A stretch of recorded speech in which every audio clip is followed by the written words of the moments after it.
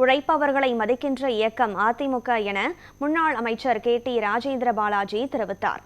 திருச்சியில் அகில இந்திய குயவர் உரிமை கட்சி மற்றும் அனைத்து குயவர்கள் நலசங்கம் இணைந்து நடத்திய முதல் மாநில மாநாட்டில் அதிமுக முன்னாள் அமைச்சரும் விருதுநகர் மேற்கு மாவட்ட செயலாளருமான KT ராஜேந்திர பாலாஜி கலந்து கொண்டார்.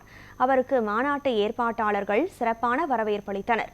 பின்பு மாநாட்டில் உரையாற்றிய அதிமுக முன்னாள் அமைச்சர் ராஜேந்திர பாலாஜி, நிச்சயமாக உங்களுக்காக அதிமுக குரல் கொடுக்கும் என்று கூறினார். அதிமுக ஆட்சியில் செங்கல் சூளை வைப்பதற்கும் மண்பானை செய்வதற்கும் இலவசமாக மண்பாஸ் வழங்கப்பட்டதாக கூறினார். ஆனால் திமுக ஆட்சியில் விலை போகிவிட்டதாக தெரிவித்தார்.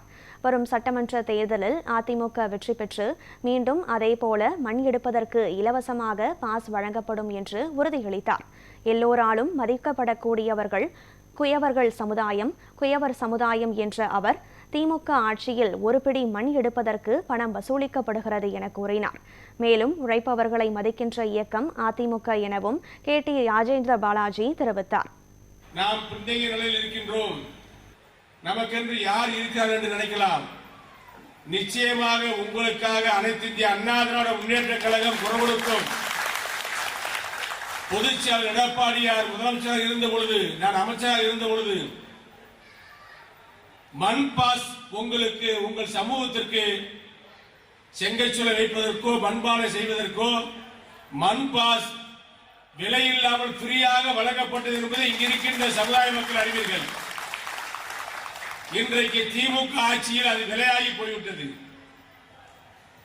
இன்றைக்கு சூழ்நிலைகள் எல்லாம் சமூக விரோதிகளுடைய கூடாரமாக மாறிக்கொண்டு இவர்கள் உங்களை விரட்டி அடித்து அதை புடுங்குகிறார்கள். அதை பற்றியெல்லாம் இங்கே பேசினீர்கள்.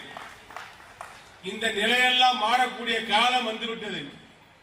எப்படி முந்தைய ஆட்சியில் அதிமுக ஆட்சியில் எடப்பாடி ஆட்சியில் உங்களுக்கு ஃப்ரீ பாஸ் போட்டு விவசாயத்திற்கு மண் கொடுப்பதை போல மண்பாண்டம் செய்வதற்கும் ஃப்ரீ பாஸ் போட்டு மண் கொடுக்கப்பட்டதோ அதே போல் ஒரு நிலைமை நிச்சயமாக வரும்.